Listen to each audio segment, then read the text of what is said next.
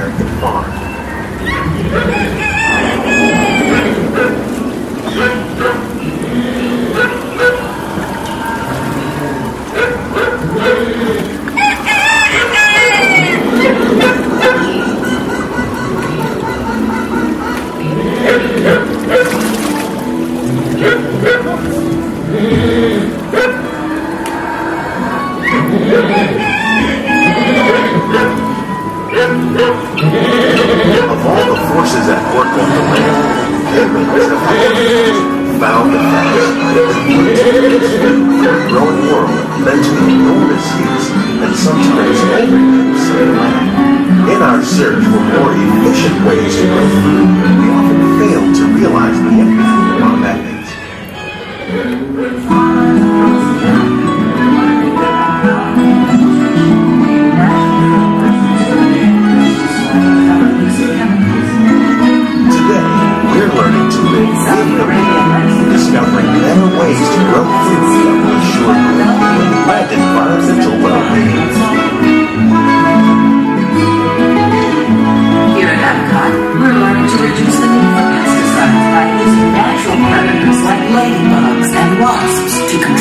pests.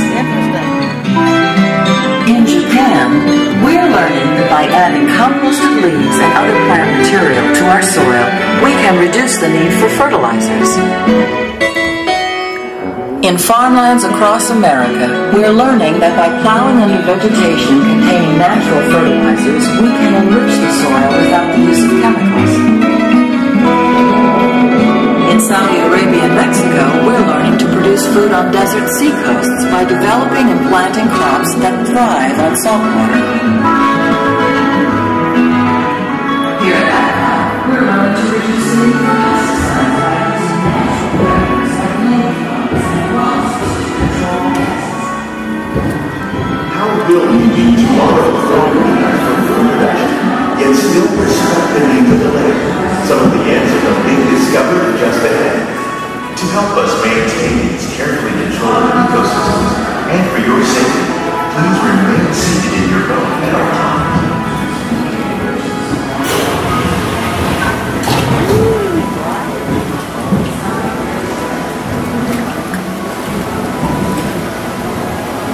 Welcome to our living laboratory, where scientists from EPCOT and the U.S. Department of Agriculture are exploring innovative ways to produce bountiful harvests now and into the future. The tropics are home to the greatest diversity of plants on the planet. Many of these, like papaya, bananas, cacao, coffee, and rice, are well known around the world. Others, like the jackfruit, fluted pumpkins, and dragon fruit growing here, represent the vast number of lesser-known tropical plants. As we learn more about these crops, we discover that many are rich in vitamins and minerals, while others are well adapted to growing in less than ideal conditions. For instance, the fluted pumpkin thrives in the poorest soil conditions of Africa. With its edible seeds and leaves, the pumpkin could become an important staple for areas where other crops don't grow easily. The unique-looking dragon fruit is actually a member of the cactus family. The fruits are high in vitamin C, rich in antioxidants, and have a light, sweet taste. The fruit originated in Mexico or Central America, but is already becoming popular in Asia. It could become a source of important nutrients for people living in many areas of the world. These and many other lesser-known crops may one day be as popular as the bananas growing on both sides of the boat. More than 28 million tons of bananas are eaten annually, making it the most popular fruit in the world.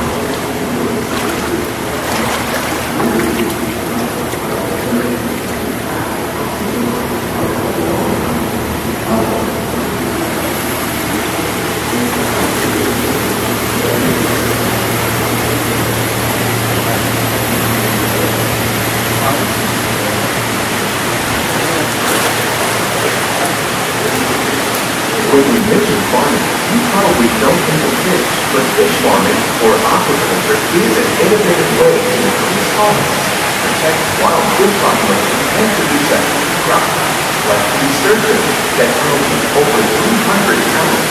Now that's a lot of cabbage. Tilapia, bass, and catfish are pretty popular crops raised by food farmers around the world.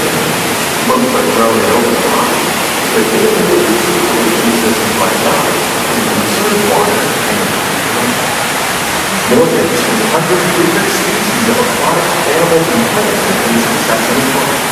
Even these American alligators can be successfully raised in a controlled environment and died. Nearly half of all fish consumed worldwide is now raised on farms. Making aquaculture an important part of our effort to produce a bountiful harvest and protect natural resources here at the land. We grow about 5,000 pounds of fish each year, many of which are featured in restaurants around Walt Disney World.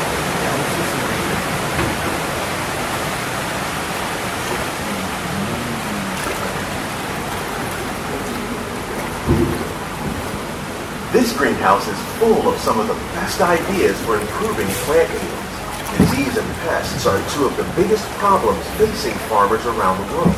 By careful selection and crossbreeding, we can grow crops like these sunflowers and winter melons that are more resistant to pests and diseases. Scientists have even been able to breed plants that can flourish in marginal areas where water and nutrients are in short supply. The result of these efforts is higher yields with less impact on the environment.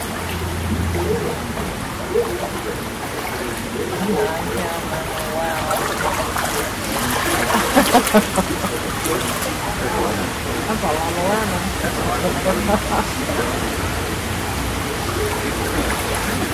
plants are definitely on their way out.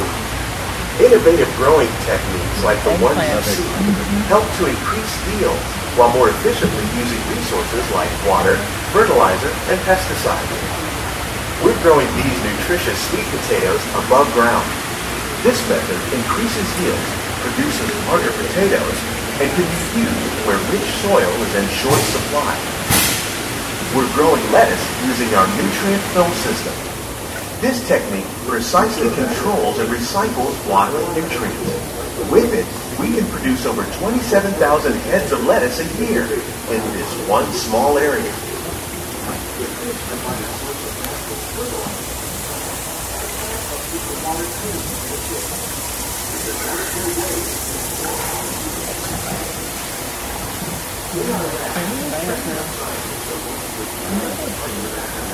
Here's something you don't see every day. Tomatoes growing on trees. These plants were originally developed by Chinese scientists. Tomato trees live longer and produce many more tomatoes. One of ours lived 16 months and produced over 32,000 fruits. Much of the produce you see growing in our greenhouses is served in the restaurants here at the Land.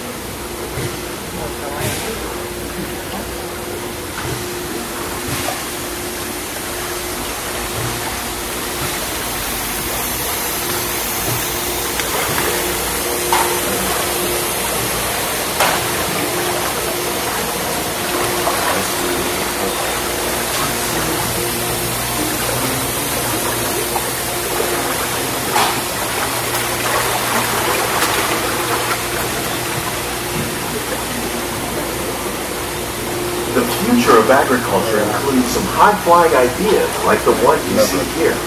The aquaponics system on your left integrates hydroponics with aquaculture. The fish provide a source of natural fertilizer for the plants, and the plants help keep the water clean for the fish. It's another great way to produce more while using less resources. In our lab, EPCOT scientists are working with the U.S. Department of Agriculture on a number of innovative projects.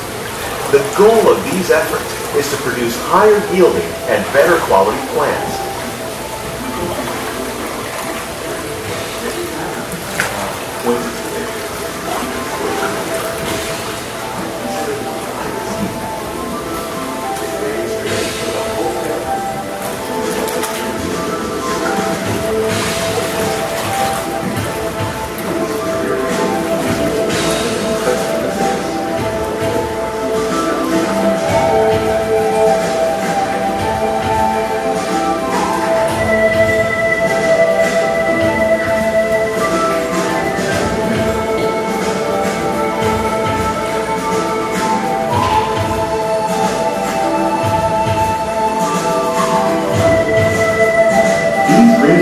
Represent just a tiny fraction of the work being done worldwide to produce bountiful harvests for our growing population.